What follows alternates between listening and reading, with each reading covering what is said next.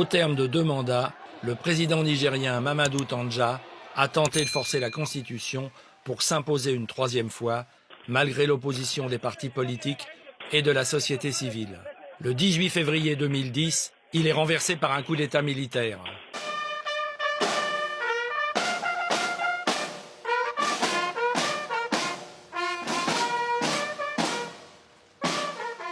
Nigériennes, Nigériens, chers compatriotes, en ce jour, 18 février 2010, nous, forces de défense et de sécurité, avons décidé de prendre nos responsabilités en mettant fin à la situation politique tendue que vous connaissez déjà. Le Conseil suprême pour la restauration de la démocratie, CSRD,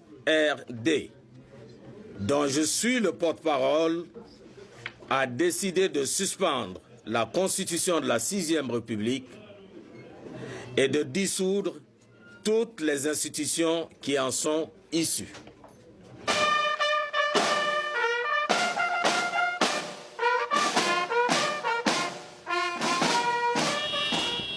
La population sort manifester son soulagement. Grâce au coup d'État, la très vive tension sociale et politique retombe.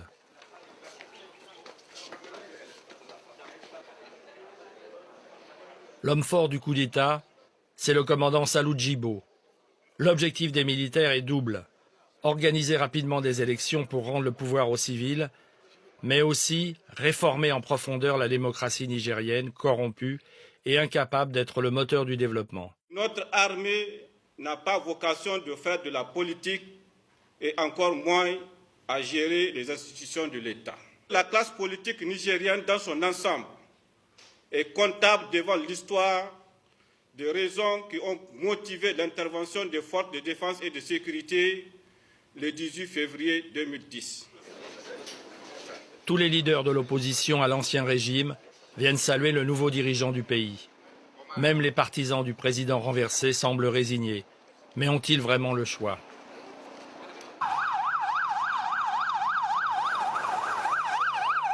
La transition doit durer 1 an et permettre l'arrivée d'une meilleure démocratie. Pour les militaires, l'enjeu est le renouvellement de la classe politique. De leur côté, les politiques se méfient du pouvoir des militaires. Peuvent-ils ensemble restaurer la démocratie nigérienne? Comment mettre cette démocratie à l'abri dans l'avenir? Voici le défi qui se présente au lendemain du coup d'État.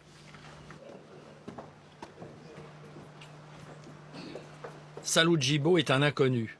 Il commandait la compagnie de blindés qui a donné l'assaut au palais présidentiel.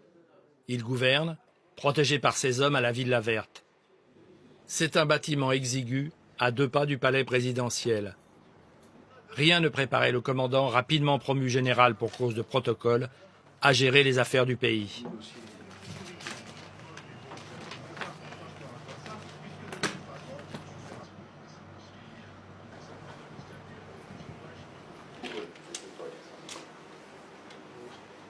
Le colonel Abdoulaye Badié, altermondialiste et ancien responsable de l'intendance de l'armée, est le numéro 2 et l'intellectuel du régime.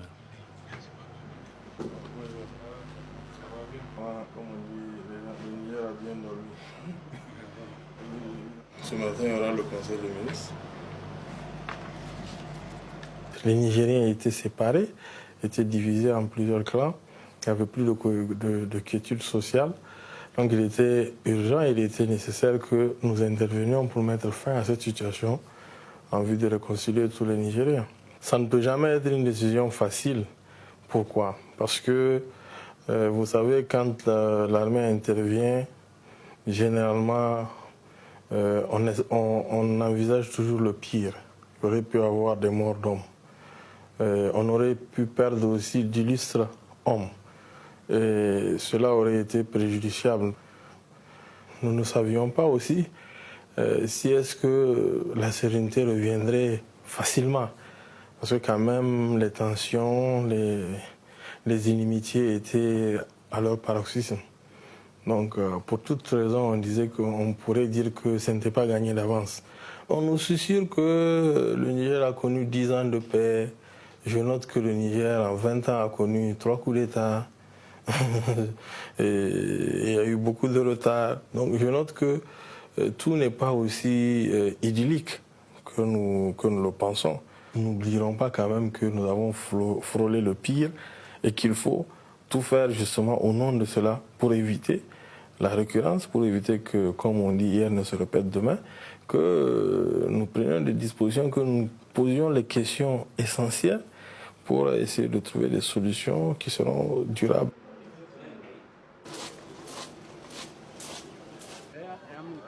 Les leaders politiques oublient leurs querelles, ils s'allient pour faire front commun face aux militaires. Ils refusent d'être jetés dans le même sac que le président renversé, ils se méfient de la junte et affirment que la démocratie c'est eux. Dans la perspective des élections à venir, ils travaillent à la future constitution. La première question qui se pose, tout le monde peut-il être éligible ?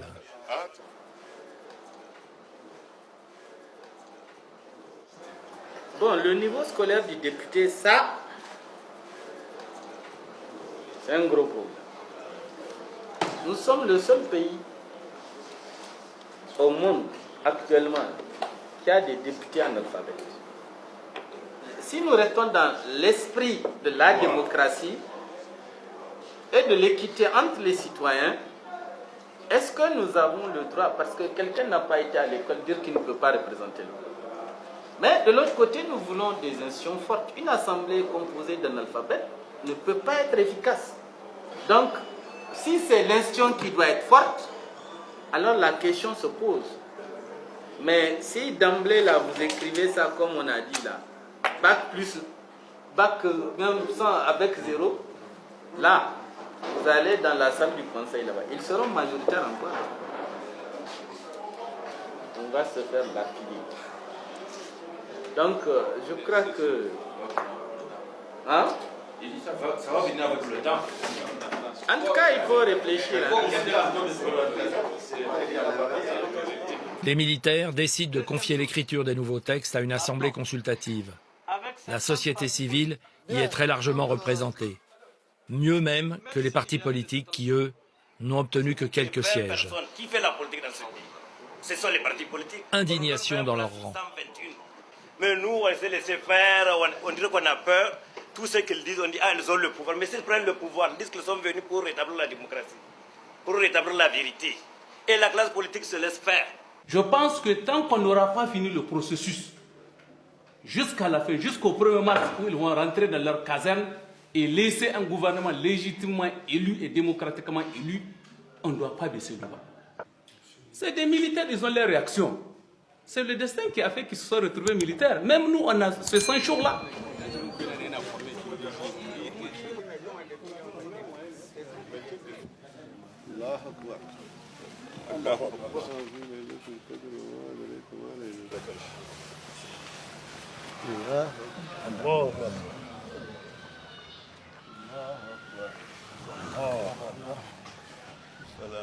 Au Niger, les réunions politiques s'interrompent pour la prière. Mais pendant les coupures d'électricité, les débats continuent dans le noir. On se reconnaît au son de la voix. C'est nous qui faisons ça. Tous les bailleurs de fonds qu'on a rencontrés, c'est les politiciens qui font la politique. Je pense qu'on ne peut pas faire l'économie d'une déclaration.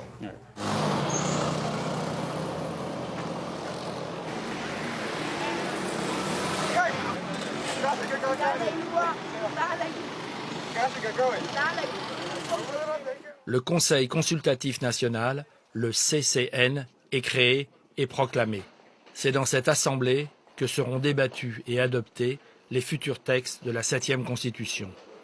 Les militaires tiennent à en rappeler la ligne.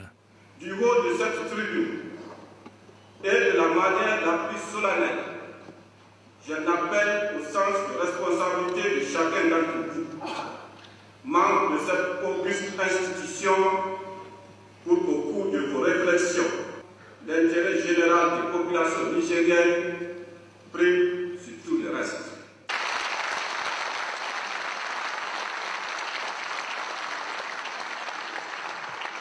Le président du CCN, choisi par la junte, est un jeune militant de la société civile, Marou Amadou. Il s'est opposé à la dérive antidémocratique de l'ancien régime au point d'être jeté plusieurs fois en prison. M. Maro Amadou est un symbole de la lutte que nous avons conduite ces derniers mois pour restaurer la démocratie. Et ce n'est que de justice que de le mettre à la tête de ce conseil. C'est un garçon qui est plutôt jeune, mais qui a mûri dans l'action politique et citoyenne. Et je pense que ça, c'est une belle chose.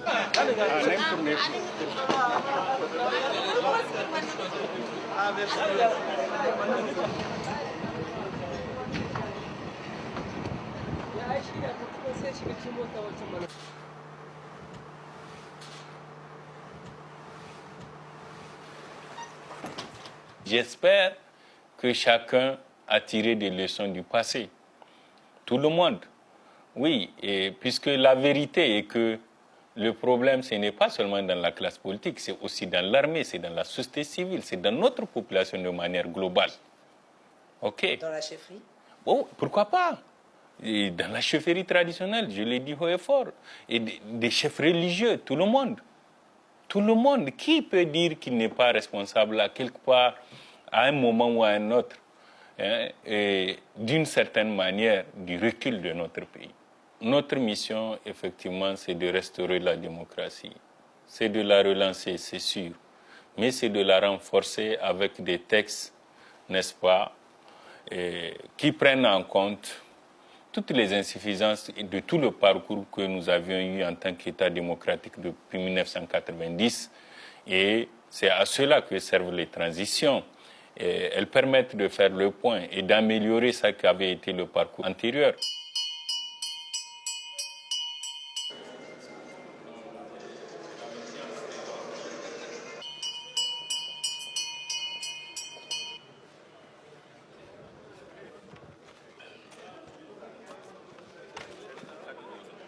Donc à partir de cet après-midi, jusqu'à... Au perchoir, le jeune militant doit s'imposer et rapidement, car le temps presse. La tâche est immense. Et le Niger doit aller en consultation à Bruxelles le dimanche même et que c'est bon qu'on dise que le Conseil consultatif a pu parvenir à un consensus sur le projet de code électoral. Et vous savez tous l'intérêt que cela représente pour notre pays. Merci. Apparemment, on s'entend sur le projet de calendrier. Et donc, la commission des affaires politiques et institutionnelles. Le Niger est extrêmement dépendant de l'aide extérieure. Depuis la dérive totalitaire du président Tandja, le pays est sous le coup de sanctions financières, notamment de l'Union européenne. Pour éviter de graves problèmes de trésorerie, il faut obtenir d'urgence la reprise de l'aide de Bruxelles. Et pour cela, convaincre de la sincérité des promesses démocratiques du Niger. À la veille de la rencontre décisive, la délégation nigérienne, composée du Premier ministre et de la majorité des ministres, répète le grand oral du lendemain devant des diplomates de l'Union africaine. Ils n'auront pas le droit à l'erreur. Chers collègues, il s'agit sous ce point de notre ordre du jour d'examiner ensemble les modalités et les procédures relatives aux consultations qui auront lieu demain. Nous devons garder à l'esprit que toutes nos actions doivent converger vers un seul but, à savoir le bien-être de la population nigérienne. Je voudrais d'abord souligner que la force du processus engagé par le Niger pour la restauration de la démocratie et de l'ordre constitutionnel est bâtie sur un principe de consensus. Le Niger a revu le budget national 2010 à la baisse pour le rendre plus réaliste. C'est une réduction de 13% qui a été opérée. Cela rend les arbitrages entre les différentes priorités encore plus difficiles. Nous retenons également la nécessité de ces autorités de réconcilier tous les Nigériens pour une paix durable et la stabilité du pays dans l'intérêt des populations. Je vous remercie tous de vos contributions utiles. Je remercie la délégation nigérienne, à travers elle, Son Excellence, Monsieur le Premier ministre. Le lendemain, la réunion plénière avec la Commission se déroule à huis clos. Moi, je suis assez optimiste. Je pense que, normalement, la manière dont les autorités actuelles organisent la transition pour aller vers des élections dans un délai qui, finalement, est relativement court, je pense que tout ça sont des signes positifs que la communauté internationale ne manquera pas d'encourager. La réunion s'est bien passée. Le Premier ministre nigérien s'en félicite sur les ondes de RFI. Reprise de la coopération économique avec le Niger. C'est le sentiment que nous laisse le communiqué qui nous aurait dit. Mais la teneur du communiqué nous rassure que la reprise n'est qu'une question de semaines, de mois, peut-être de jours. Mais une reprise progressive, globale? Non, une reprise progressive selon les termes du communiqué. Paris gagné. Le régime de la transition bénéficiera du soutien de la communauté internationale. Les financements vont reprendre.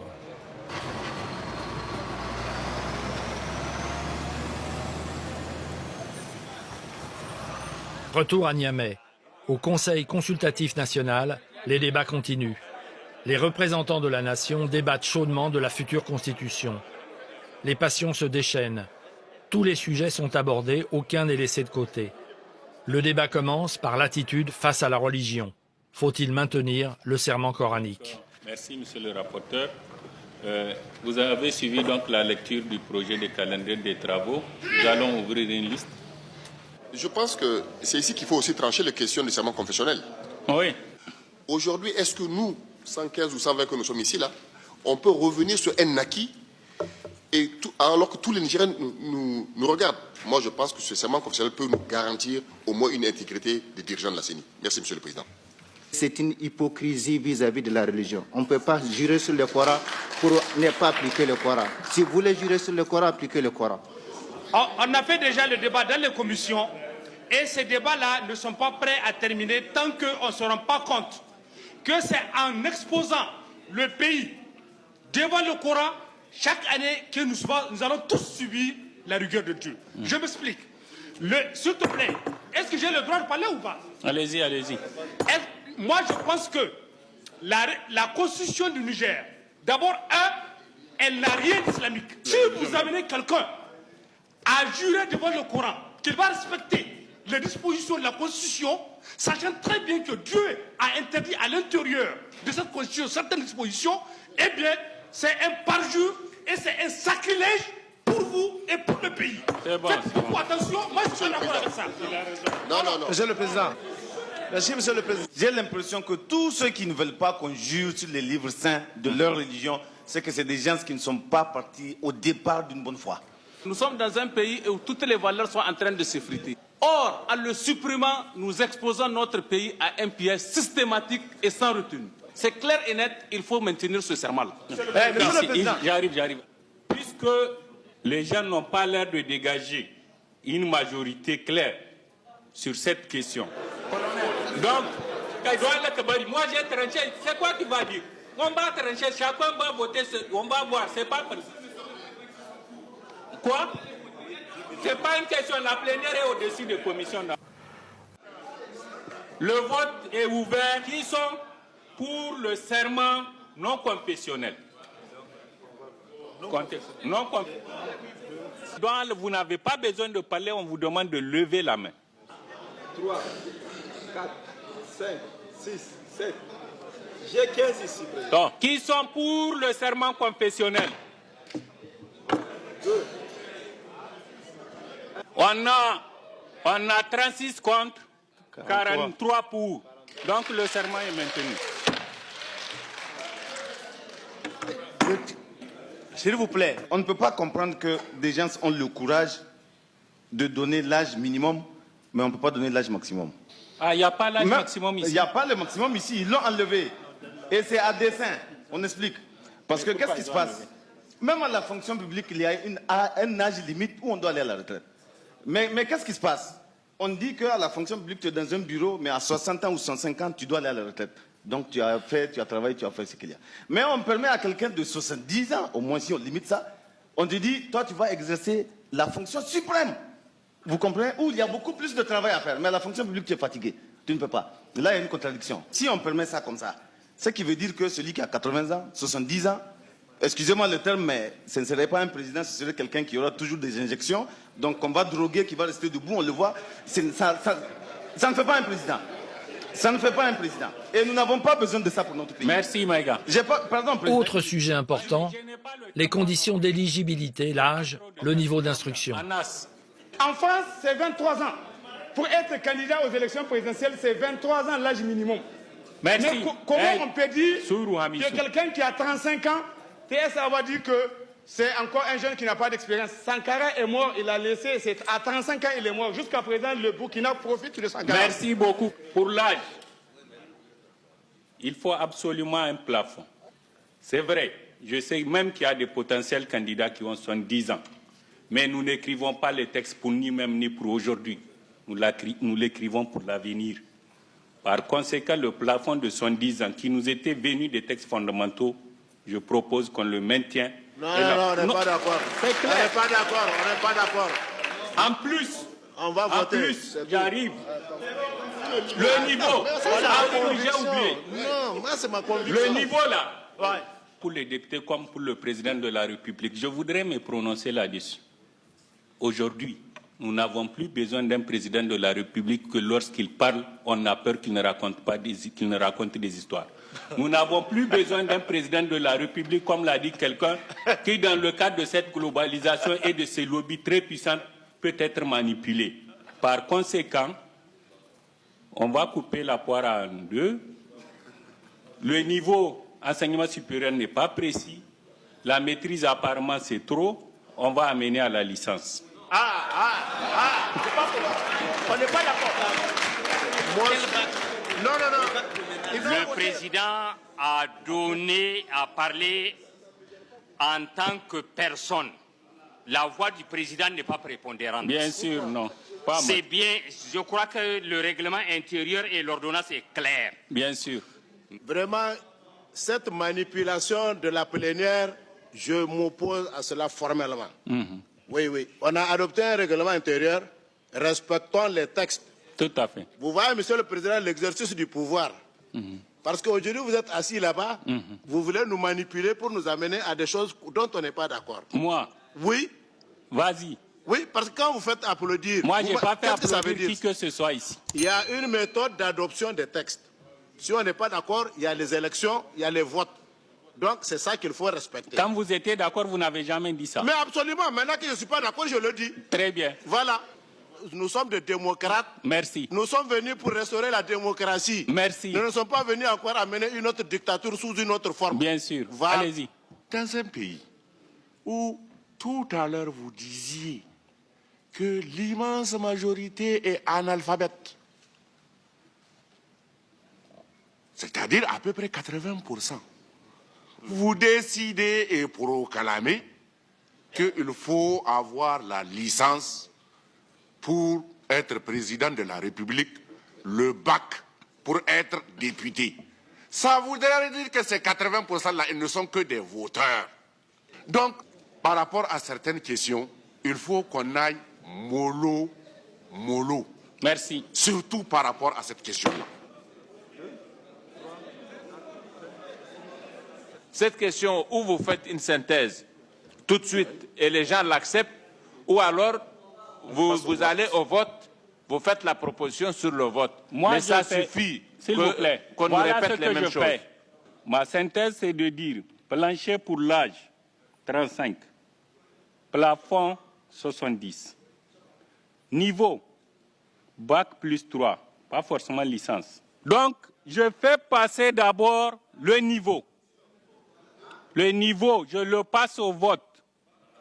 Bac plus 3, qui sont pour?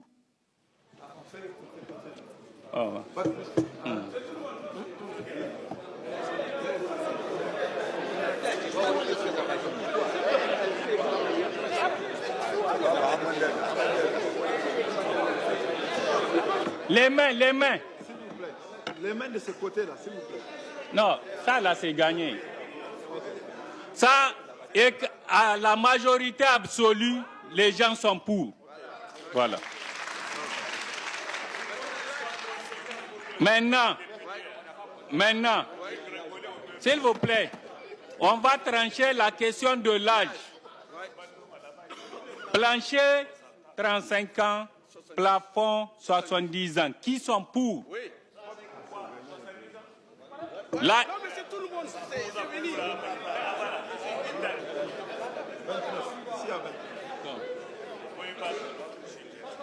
La majorité absolue des membres présents au Conseil. Monsieur le Président. Je vous remercie.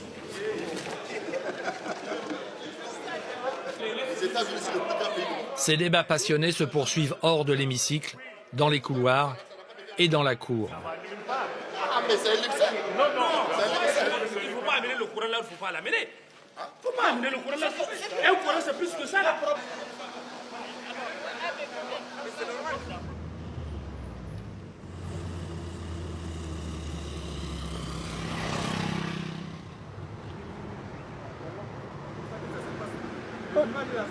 De leur côté, à la Villa Verte, les militaires de la junte débattent eux aussi de la Constitution sur laquelle ils auront un droit de veto. Ils ne veulent pas donner un chèque en blanc aux civils. Ce jour-là, les échanges du Conseil suprême pour la restauration de la démocratie sont menés par le colonel Badier. L'armée souhaite que son rôle de recours soit inscrit dans la future Constitution. Nos concitoyens civils et nous. Parce que moi, je n'arrive pas à comprendre que les intellectuels perdent de vue que dans une constitution, on doit parler quand même du rôle de l'armée. Nous sommes responsables en partie de nos problèmes. Maintenant, c'est à nous de savoir, de nous réorganiser pour savoir comment est-ce qu'il faut faire pour défendre au mieux nos intérêts. Parce qu'il n'y a pas de Nigériens nouveaux qui soient nés le 18 février pour conduire le Niger vers d'autres cieux. Si dès dans la Constitution, on sait que les intérêts stratégiques aussi, c'est le rôle de l'armée, là, à partir de là, on peut penser à ce Conseil de sécurité nationale. On a l'Iranien Monalor, il faudrait vraiment que nous puissions déterminer un schéma de notre armée permettant de prendre en compte tout ça. Donc sur ce, la séance est levée. Bon week-end à tous. Lucides, les militaires savent bien que ce sont les mêmes hommes politiques qui seront candidats.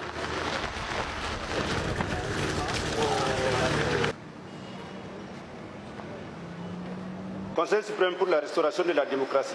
Dernier volet du programme des militaires, la lutte contre la corruption, rebaptisée assainissement. La corruption est perçue comme l'une des causes de l'échec de la démocratie, en même temps qu'un frein au développement. Cette lutte est confiée aux tribunaux ainsi qu'à une commission spéciale appuyée par l'inspection générale des services. Nous venons de prêter serment et nous devons exercer notre fonction dans une impartialité totale. Il faut savoir qu'il y a au moins 70 entreprises publiques. Je ne dirais pas qu'on vérifiera tout ça, mais le contrôle doit porter sur tout cet ensemble-là.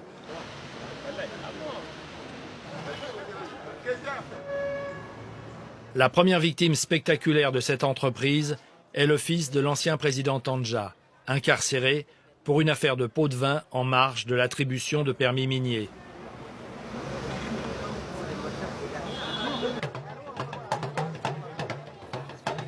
La cible principale de la junte, c'est le parti de l'ancien président Mamadou Tandja, le Mouvement national pour la société de développement.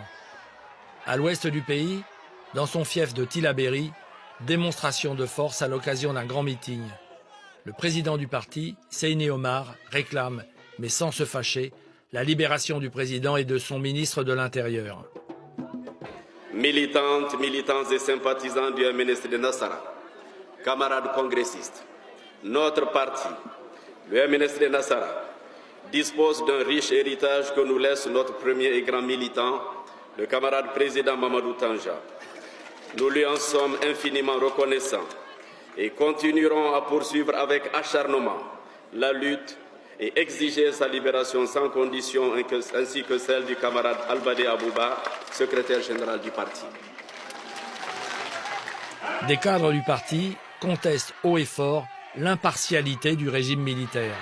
Nous pensons que depuis le coup d'État, les nouvelles autorités au pouvoir, la junte militaire, donc déploie beaucoup d'énergie pour essayer d'écarter le MNSD Nassara et ses amis qui ont exercé le pouvoir de la 6e République. Par référendum, la nouvelle constitution est soumise au peuple nigérien. Après une grande campagne de présentation et d'explication que ce soit dans les villages ou dans la capitale, les Nigériens participent massivement au scrutin. Plus d'un électeur sur deux s'est déplacé.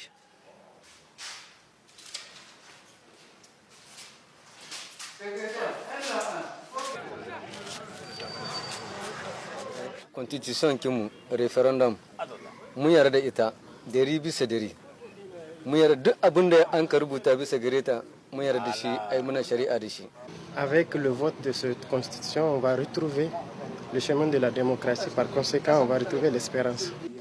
Pour ne pas voir ce que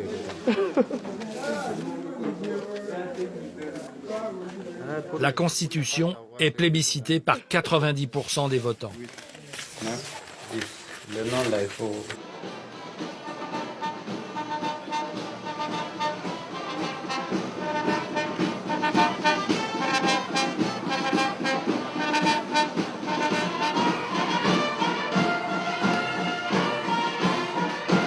La Constitution de la 7e République est promulguée en grande pompe au palais présidentiel. Salou Djibo est venu en uniforme d'apparat.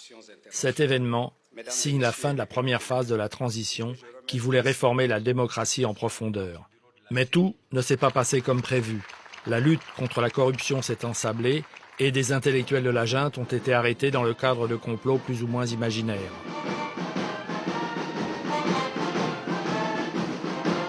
Pour Salou Djibo, le seul objectif désormais est de tenir son engagement d'organiser les élections à la date promise.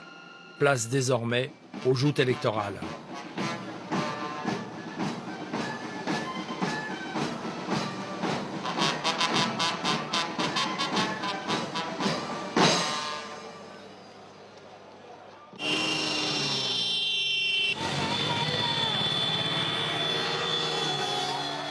Les partis politiques se mettent en ordre de bataille pour le marathon électoral qui les attend. Les alliances se font et se défont à en donner le tournis.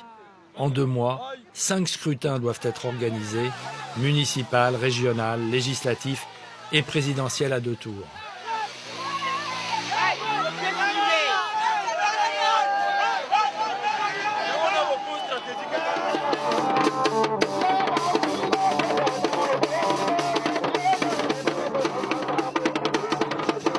Pour ce vaste pays, en grande partie désertique et extrêmement pauvre, l'organisation d'élections est un pari logistique considérable. Transport, sensibilisation et impression des bulletins sont autant de défis pour les responsables de la Commission électorale nationale indépendante, la CENI. Aujourd'hui, commune 5 à Niamey, c'est le jour de formation des membres des bureaux de vote. Concernant des bulletins d'un parti. Si vous constatez qu'au lieu de 16, on vous a amené 15 bulletins, n'ouvrez pas le bureau, il faut signaler. Donc on va lire les dispositions de l'article 66, donc les pièces autorisées. Voilà, donc c'est la carte nationale d'identité, le passeport, le permis de conduire, la carte consulaire, la carte des militaires ou d'agents de forces de sécurité, les livrets de pension civile ou militaire. Un électeur qui ne détient pas sa carte et qui se présente au bureau de vote. Et on fouille aussi dans les cartes restantes, on ne voit pas son nom. Hein? Après avoir fouillé dans les 4 restants, on n'a pas vu son nom. Mais son nom figure sur la liste électorale. Est-ce qu'il est autorisé de voter ou pas? S'il a son nom sur la liste, il détient sa carte d'identité, c'est-à-dire une pièce justificative, il est autorisé à voter. Sans sa carte d'électeur. Vous comprenez bien? Par exemple, moi, je suis chef de famille. J'ai une carte de famille. Je viens voter. Je vote seulement à mon nom. En tant que chef de famille, je vote Moussa Amadou. Un point, un trait. Je ne peux pas voter pour mon fils, je ne peux pas voter pour ma femme, je ne peux pas voter pour mon petit frère, sauf dans le cas où il me fait un mandat. C'est-à-dire qu'il m'autorise à voter à sa place. Là maintenant, on va voir le président de la CENI qui me donne un mandat, qui m'autorisera à voter à sa place. Là, je peux voter. C'est schématisé ici, on va vous lire ça. Voilà. Ça, c'est tout le vote. À 9 étapes. Je le jure. Amir Mahmoud, je le jure. Abdoulaye Djibo, je le jure. Je le jure. Le jour des élections municipales, dans la même commune 5 de Niamey, une joyeuse pagaille règne dans la cour. L'heure légale d'ouverture des bureaux a déjà sonné et pourtant le transport des urnes et des membres des bureaux de vote commence seulement. Et pour cause. Voilà, rien. pas de carburant, pas de nuit électorale, il n'y a rien. Je ne sais pas comment on va gérer cette situation. Wallahi. Le magistrat qui préside la commission électorale locale ne cache pas ses soucis. Force est de constater que vraiment il y a des problèmes d'ordre financier qui sont là. C'est vrai que nous avons eu les véhicules affectés quand même à notre commune à temps, mais nous n'avons pas eu de carburant. En tout cas, il a fallu vraiment la collaboration donc, des autorités administratives pour nous appuyer et chercher crédit et puis pour supporter. Ce premier scrutin politique est loin d'être parfait.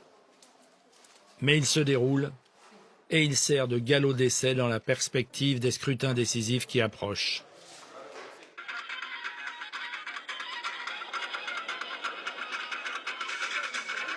Mesdames et messieurs, bonsoir. Merci de suivre cette émission. La météo tout d'abord. Le 13 janvier, le Conseil constitutionnel valide les listes pour les législatives et les présidentielles du 31. Plusieurs poids lourds voient leur liste refusée dans leur fief pour cause de dossiers incomplets ou irrecevables. Tollé chez les politiques. On risque, si on fait des élections telles que ça se préfigure, il y aura des députés qui n'auront pas toute la légitimité voulue. Or, nous voulons avoir des institutions crédibles. Si dans cette salle, nous ne discutons pas de ce problème, c'est dans la rue que ça va être discuté et c'est la rue qui va imposer. Les gens cherchent un bouc émissaire, mais ce bouc émissaire ne saurait être l'administration. L'administration n'est pas responsable de ce qui est arrivé. Le fait qu'un citoyen ou bien un de vos militants n'ait pas une pièce d'état civil, en quoi est-ce que le juge est responsable? Il se présente aux élections législatives à partir de 25 ans. De sa naissance à 25 ans, il n'a pas... Là, il faut qu'on se dise la vérité. Vous n'êtes soucieux de la situation civique de vos militants que quand il y a élection.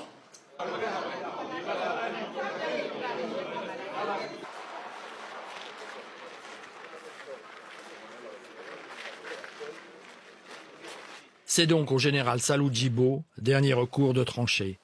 Une réunion marathon s'engage à la Villa Verte. Les politiques demandent un délai pour arranger les listes. Mais il n'est plus question de bricolage. Salou Djibo veut tenir sa promesse de rendre le pouvoir aux civils après 1 an de transition. Il ne cède pas.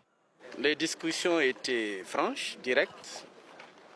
Ce sont les conclusions qui ne sont pas toujours à la hauteur de ce que nous attendions.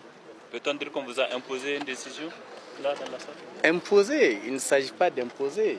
On nous a offert un choix étriqué. Et qui est lequel?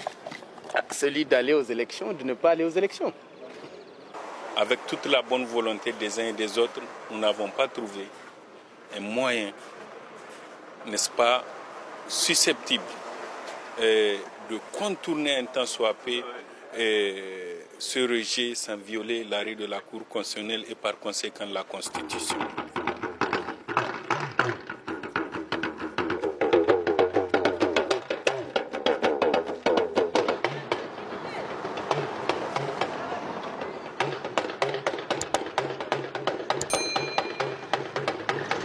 Pour les candidats, il n'y a pas d'autre choix que d'aller aux élections à la date prévue. Il s'agit cette fois de conquérir l'électorat pour des scrutins capitaux, celui des élections législatives couplé au premier tour de la présidentielle.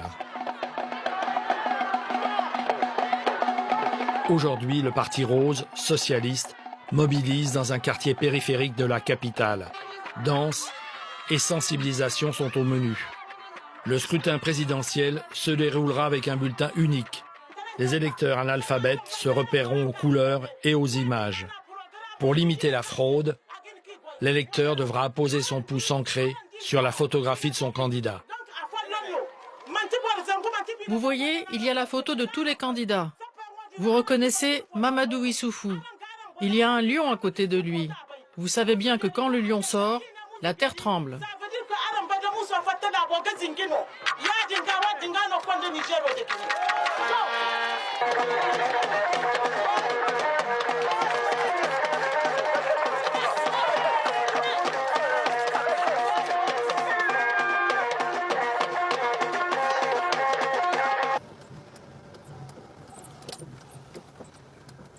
MNSD! MNSD! MNSD! Les partisans de l'ancien président Tandja, eux aussi, font campagne. Porte-à-porte et réunions publiques ont souvent lieu la nuit pour atteindre tous les électeurs, notamment les femmes, accaparées dans la journée par les tâches domestiques. Il n'y a pas toujours l'électricité, mais l'obscurité n'empêche pas les causeries politiques.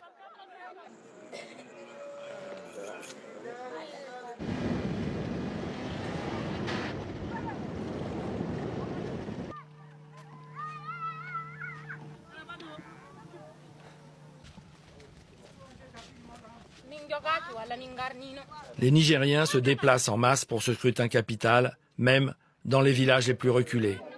Les femmes arrivent en groupe, mais pas toujours parfaitement en règle. Cette file vraiment n'a pas de pièce d'identité.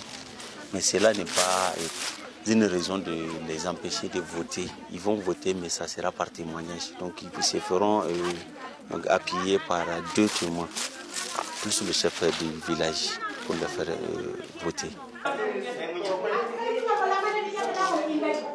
C'est un des délégués.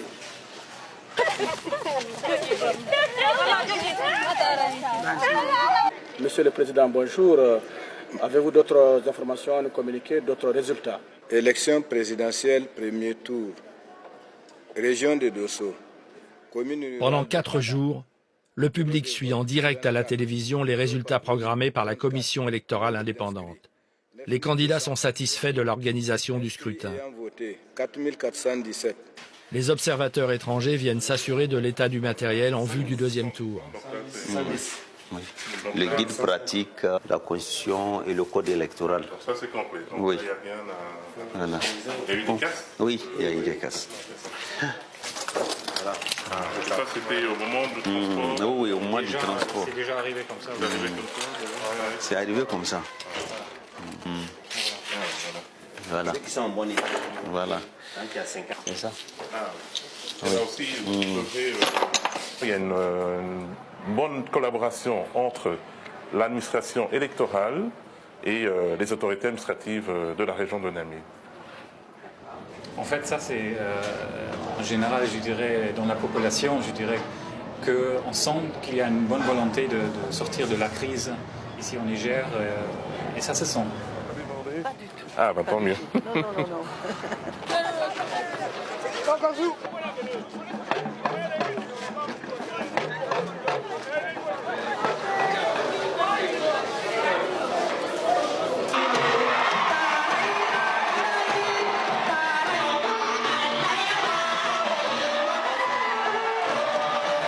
Après les résultats définitifs du premier tour, l'un des poids lourds, éliminé, se rallie au candidat Rose. Clameur enthousiaste des militants au premier meeting de la Nouvelle Alliance. Les couleurs des 2 anciens premiers ministres se mêlent, le pouvoir semble à portée de main. Nous savions tous que d'une manière ou d'une autre, à un moment ou à un autre, nous aurions besoin les uns des autres. C'est pour cette raison que tout en faisant de la politique, nous nous sommes épargnés des mots et des coups qui auraient pu nous détourner les uns des autres. Hier, ensemble, nous nous sommes battus côte à côte, coude à coude, pour essayer de ramener la démocratie offensée dans ce pays. Je suis heureux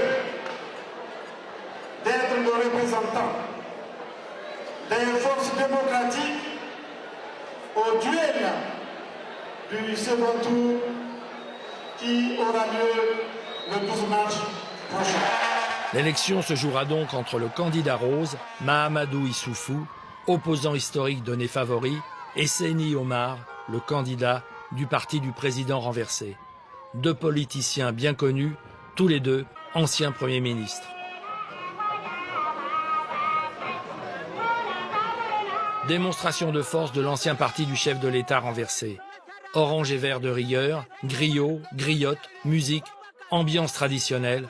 Le candidat ne cherche pas vraiment à en découdre, il s'en remet à Dieu.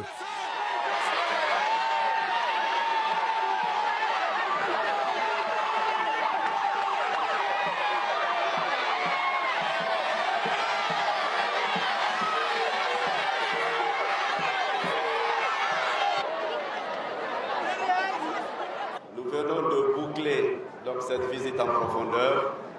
Nous revenons très réconfortés de cette tournée et, plaise à Dieu, nous sommes sereins. Et ce que nous avons vu à l'intérieur du Niger nous permet d'espérer.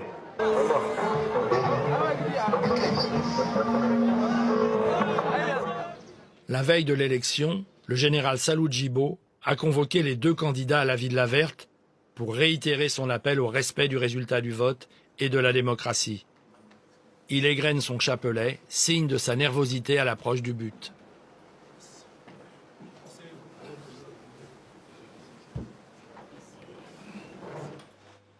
C'était très difficile pour d'autres pays d'organiser 6 élections à l'intervalle de 6 mois. Et si on rate le deuxième tour, c'est comme si on n'a rien fait du tout. Rien du tout. Il faut qu'on tienne ce coup. Et que ce coup-là soit un bon coup, qui est positif pour l'Afrique, pour le monde et en particulier pour nous. Je souhaite aux deux candidats bonne chance et que le meilleur gagne. Et que Dieu nous choisisse le bon leader. Je vous remercie.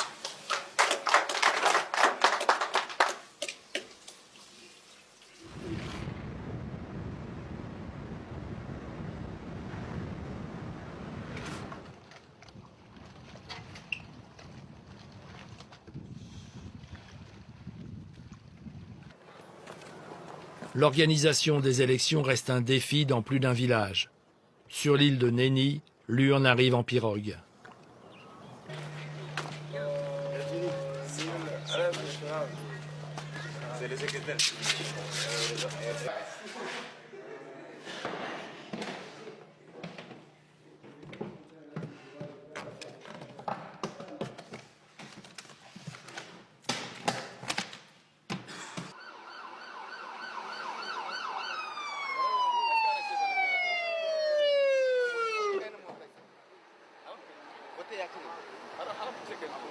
Le bureau de vote 00 à l'hôtel de ville de Niamey est celui des gens qui comptent. Devant une forêt de caméras, les deux candidats et la plupart des responsables politiques viennent voter.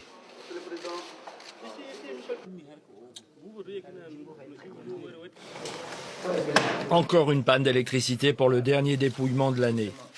À la lumière d'une lampe tempête, la concentration est extrême, l'émotion intense. Déborder, ça ne veut pas dire que c'est dehors. Ça là, c'est valable. Ça, c'est valable. C'est pas valable, wallahi. C'est valable. Ça a déjà touché un peu. Il doit être juste. C'est valable. Celle aussi, c'est valable. Même à la formation, une fois que l'encre, ça n'est pas ici, c'est considéré comme nul. C'est tout, c'est considéré comme nul, c'est nul. Il y a un bulletin qu'on n'a pas pu comptabiliser. Donc, puisque l'évidence est là. Et 194 bulletins au lieu de 193. Je pense que l'erreur, elle est humaine dans la comptabilité et surtout dans l'émotion comme ça. Conformément à la tradition, la CENI occupe le palais des congrès. 51, devant les diplomates étrangers, elle proclame en direct les résultats du vote.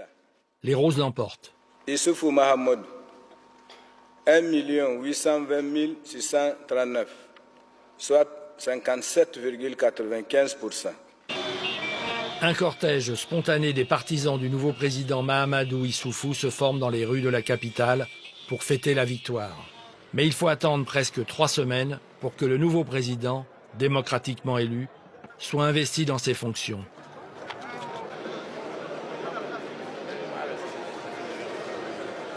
L'ensemble de ses adversaires battus sont présents.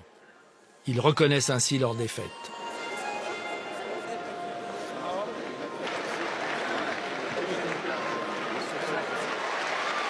Salou Djibo est acclamé comme si c'était lui le vainqueur des élections.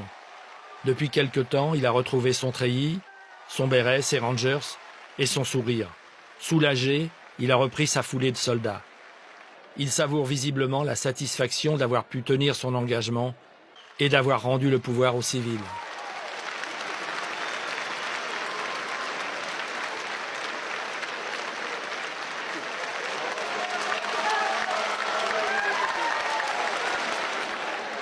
Malheureusement, au cours de cette année de transition, le personnel politique n'a pas été renouvelé.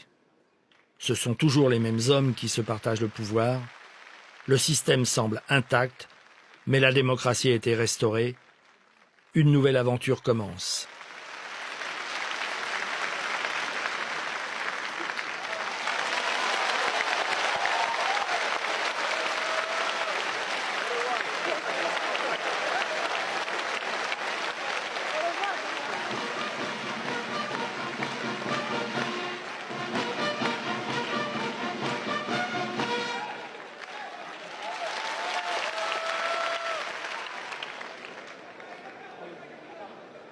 Le point suivant appelle le discours d'investiture du président de la République.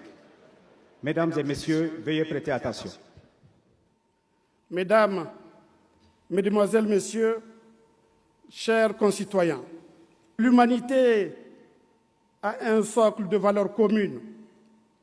En effet, tous les peuples, quel que soit leur niveau de développement économique, social et culturel, aspirent à la liberté, à l'égalité et à la justice. Le penser, c'est aussi oublier que notre peuple, héritier de grands empires qui s'étaient partagé l'espace nigérien pendant des siècles, a une histoire politique, notamment institutionnelle, caractérisée par le développement d'une culture de compromis favorable à la promotion des valeurs démocratiques, une culture de compromis qui incite à la sagesse, favorise la tolérance et condamne l'extrémisme et la violence.